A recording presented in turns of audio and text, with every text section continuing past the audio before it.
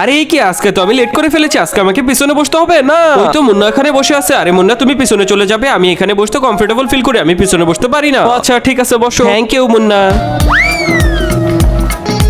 চম্পা বোর্ডে এসে এটা লিখে দাও তো। আচ্ছা ঠিক আছে ম্যাম, এখনই আসতেছি।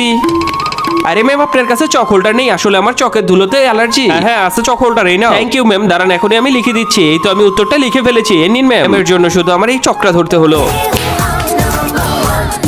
টিফিন কি এনেছিস তুই? আমি তো রুটি সবজি এনেছি। আরে চম্পা তুই কি এনেছিস? আমি তো রোল এনেছি। একটু রুটি সবজি খেয়ে দেখ, অনেক মজা হয়েছে। না না আমি এগুলো খাই না, আসলে বেশি তেল দেওয়া কোনো জিনিসই আমি খাই না। আমার ডায়েট লিস্টে যা যা লেখা আছে আমি শুধু সেগুলোই খাই, তোমরা তোমাদেরগুলো খেয়ে নাও।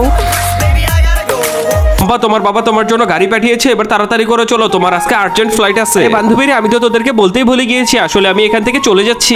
আমি প্যারিসে থাকবো এবং প্যারিসের একটা স্কুলেই পড়াশোনা করবো। বাই।